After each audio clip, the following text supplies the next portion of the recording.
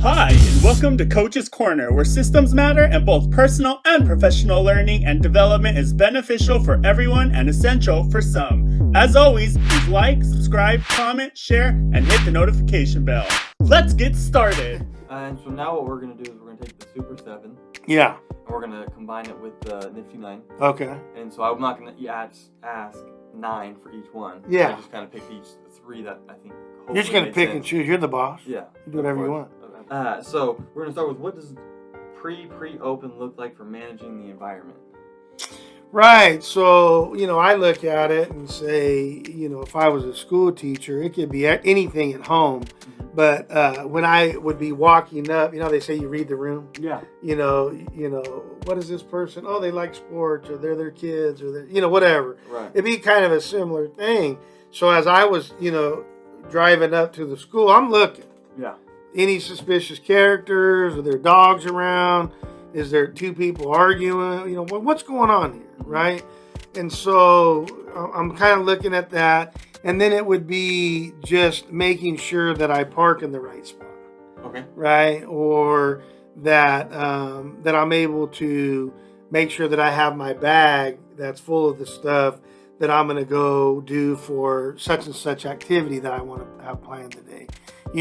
Because in managing the environment in the big picture, it's just being able to say, how do you take your environment and make sure that you're preparing it correctly for whatever activity you're going to do. Okay. So that one's a little bit rough in the pre. Yeah. But you can still think about it. Got it. And then what about any professionalism in the pre?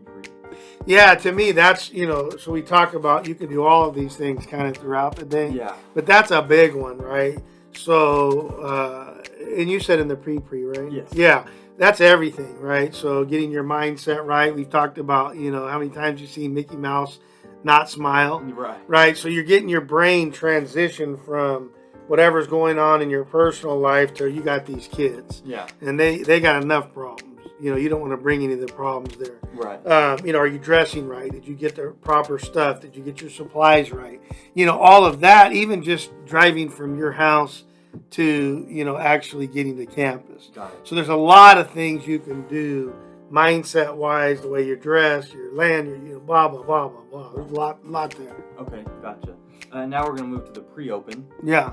And let's talk about behavior guidance.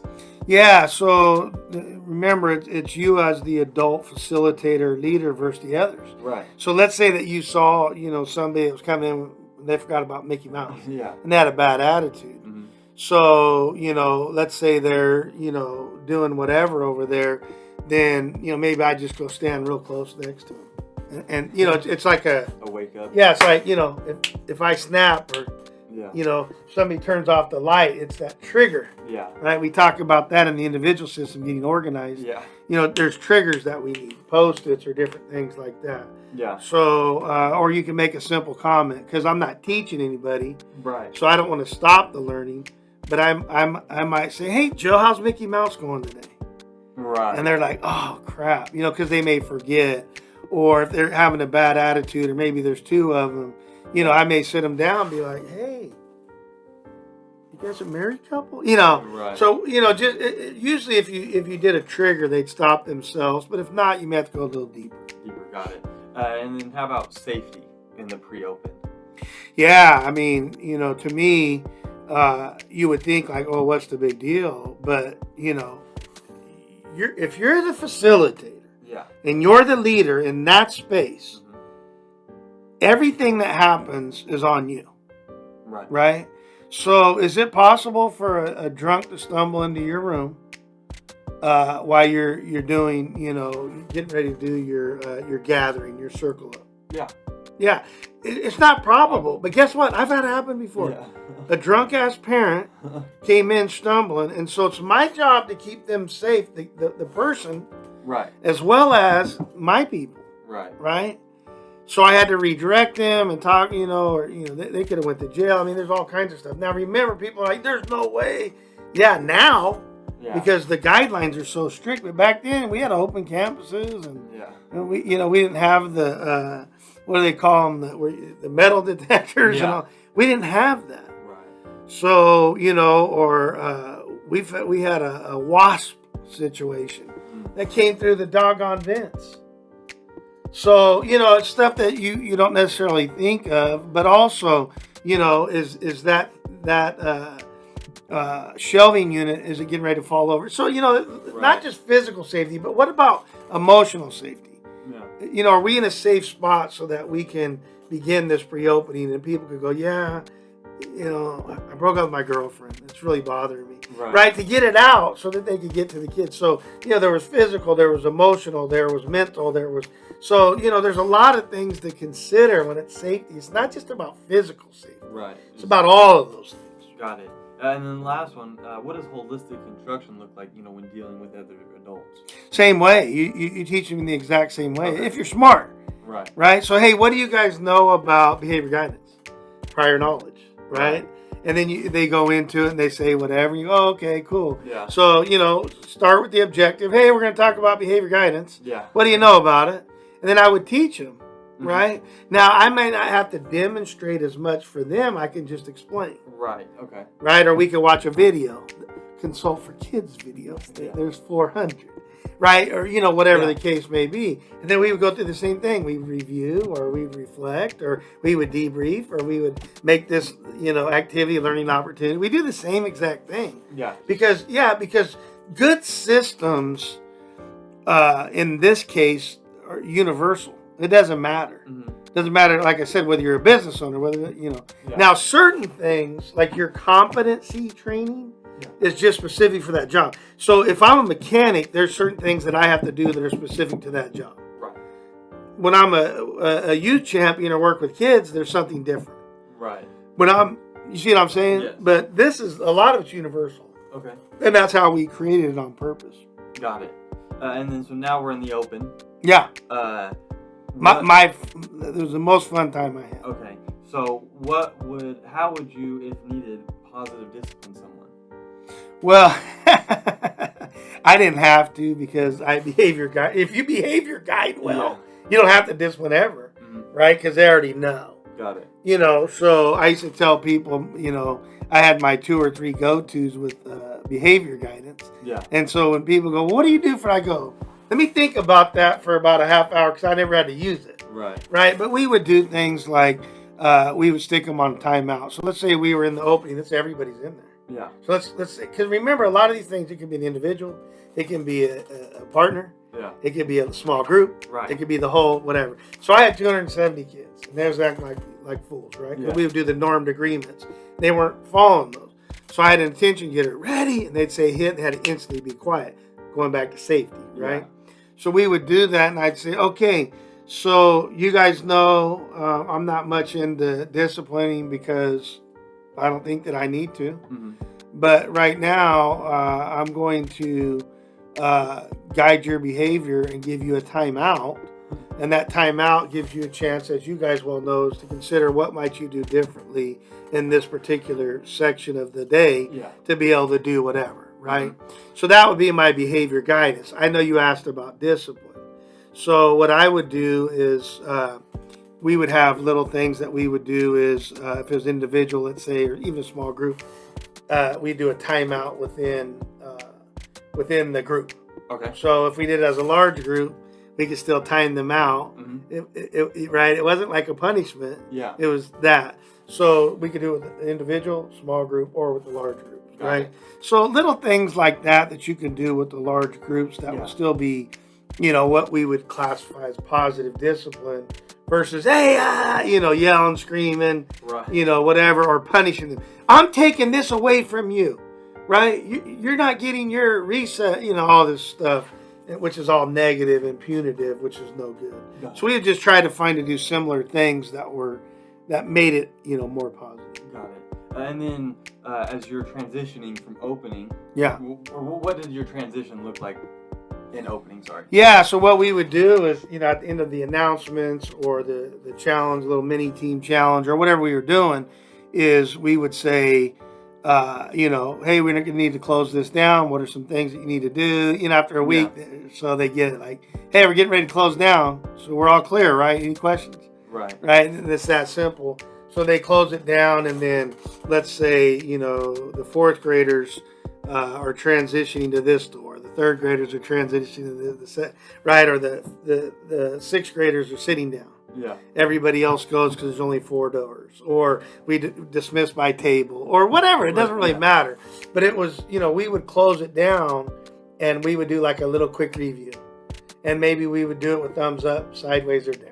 Maybe we would ask them and say, partner up, tell your buddy what was your review today. Well, my confirmation was or reflection. My confirmation was, or my, Yeah. So we had all these, we had 100 different variations of the same thing. Yeah. Which is, hey, we're getting ready to transition from this, so we got to close it down. Right. We're getting ready to go here, so we got to open your mind up here. Yeah. So close your mind on punching your neighbor, and open your mind to it's now homework time. Right. And we used to tell them that, right? Like, as an example, this used to bother me.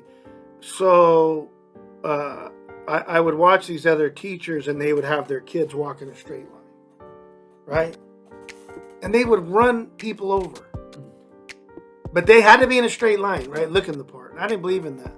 So I used to tell my guys when I would walk with them, or we'd be transitioning out, let's say, from wherever to wherever. I said, I don't care how you walk. Walk as a cluster mess for all I care.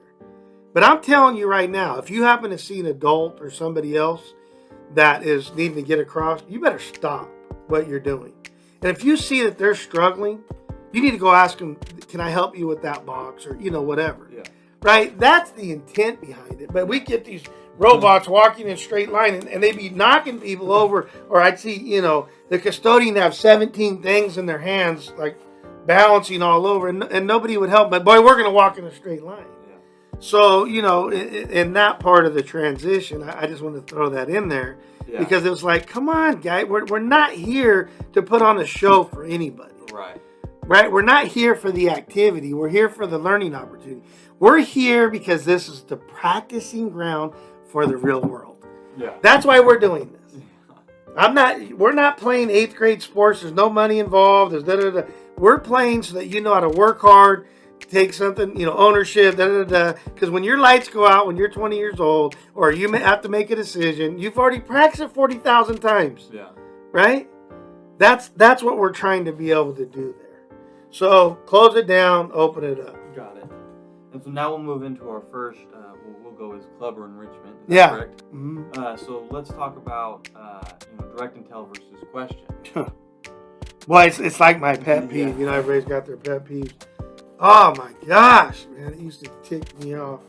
So the directing we've talked about isn't just telling them, hey, go pick up the trash. Yeah. It's saying, hey, go pick up the trash. No, with your left hand. No, your other left hand. No, your right hand. No, you cup it. I mean, and you're just like, right? So I used to tell them, I get real close to them. I'd say, hey, got a question for you. Do you plan on being a Siamese twin, being connected to them for the rest of their life? They go, no. And I go, well, then you better think about questioning them versus, getting them to think on their own and all that, versus this direct and tell nonsense. Right. Because the directing is actually quite insulting, and the telling doesn't do anything anyway. Because as we've talked about before, I tell them to clean up the game, push in their chair, and blah blah, and then they forget to whatever, dump the trash, put on their coat, and sing hallelujah, hallelujah, whatever, yeah. Right? And it's like, good night.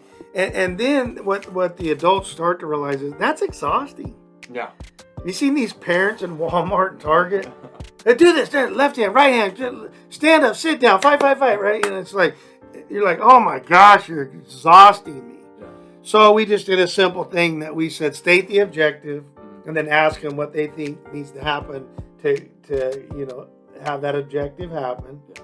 And then if you need to throw in something real crucial, go, what about? Ponder for 3 seconds, yeah. And then throw it in there, and then make a commitment, put a time frame to it, and are you guys all good? Like, yeah. Well, if you do that same thing, and if you're trying to get them to transition from opening to a club enrichment activity, after about the 7th, 10th time, you just say, hey, we're all on the same page, right? They go, yeah, boom. So up front, it's a little bit more work, but in the rears, you're saving tons of time, and you're not exhausted. Right. Got it. And then let's go into the debrief. So now you're debriefing the club or enrichment. Yeah, so to me, that's the best because, we're going to say, hey, what was your key learning today? And so, they just did this activity. Yeah. So that's all they're, talking about, but we're going to make it deeper. We're going to say, so they say, oh, my key learning is wearing a blue shirt on Monday. Yeah. Okay. How might you use that in your personal life? Mm-hmm. And they go, oh, well, if I wear blue, it makes my eyes pop out. Or, I don't know what they're going to say, but that's how I would use that. Okay, cool. How much you use that in your professional life? Mm-hmm. Well, if I do that, it makes my blue eyes pop out. I don't know what they're going to say. And then what you do is you get them to say, well, what's the time frame, that you're going to commit to on making sure that you do that both personally and professionally. You're going to take that new key learning and do something with it right away. Yeah. And when they say, oh, a week, I just shake my head. Yeah. I said, no. If it's not within, usually that night, but let alone 24, 48, max 72 hours, they won't do it. So we say key learning, personal life, professional life. Are you making a commitment to do that? And if so, what's the time frame and the deadline? Yeah. Well, I think it'll take me about an hour to practice that. And the deadline is, Tuesday at 4. Got it. Okay. And then let's say the club or enrichment is origami. Yeah. Like you said, jiu-jitsu, right? Yeah. You do jiu-jitsu. Yeah. How would you manage the environment with something like that? I mean, right, jiu-jitsu is not a very popular thing. I mean, it's getting more and more now as MMA. But back in the day, 30 years ago, probably wasn't that big or popular. Yeah, well, managing environment, that's like like I said earlier, well, pre-up or the pre-up professionalism, it's there. Yeah. Well, to me, you just nailed it here. So I got to get everything cleared out, a big space. I got to put soft stuff around, right? So because people are going to go to the ground or different things of that nature. So what kind of mat are we using? Do we have bean bags on the side in case it goes outside of the mat? We're making sure that we're not on a hard surface, we're on a soft surface. I mean, all of that kind of stuff would go into, in my mind, to get that set up correctly. Got it. Okay. And then, so now we'll move into healthy living. Yeah. And so, what is some safety things you guys would talk about in healthy living or different things like that? Well, so let's say that, I used to always talk about the 12 major muscle groups. Yeah. And so when we do our stretching, which we would do every day, we would talk about them. And so we may focus on, the calf. Yeah. Right? In day 1, week 1. Maybe then on day 2, we would, talk a little bit about the calf, then we talk about the hamstring. So on and so forth. So by the end of 2 or 3 weeks, just during that, because most people just stretch. And they don't talk about it. Yeah. But bigger than that, I made it what? That's correct. Learning opportunity. So I would teach them to stretch, and then we would give some of the scientific names from time to time. Because why would I do that? Why does it matter? What does it matter whether you call it the Batman muscle or the latissimus dorsi? Why does it matter? Well, it matters when you go to that doctor and you say latissimus dorsi, they're going to be like, oh, I better pay attention because they know what's going on. Right. So now this doctor's not listening to your little punk, eighth grader or whatever, or you're an adult. They're like, they're all that in a bag of chips or rocks or however you want to say it. Well, now that's how we take it. I said, now this is why this might be important for you. But then we would do variations of that. Yeah. Right? So, you mess your leg up. Well, you want to go Google. You go, my Batman muscle. Google ain't going to know what that is. Yeah. But if you say latissimus dorsi, they would know what that is. Right. Or if you say it's my latissimus dorsi on the medial side. Well, what's medial and what's lateral? What's so we would just, not crazy. Right. Right. And so, if you had a third grader, yeah, you don't probably talk about the medial, right? But you could talk about the calf. Yeah. And you can make it fun, right? You could say, okay, your calf is like the calf that gives you milk. You make it fun. They're like, oh, because that's the connection. Yeah. So, you can make it fun for them or not or whatever. But so to me, when you ask that, that's like, boom, it's spot on there. Got it. If you need to contact Brett or Coach, please do so on his social media accounts, email, and or text. You can find that information in the description below. Again, please like, subscribe, comment, share, and hit the notification bell. Thanks, and we hope you enjoyed. I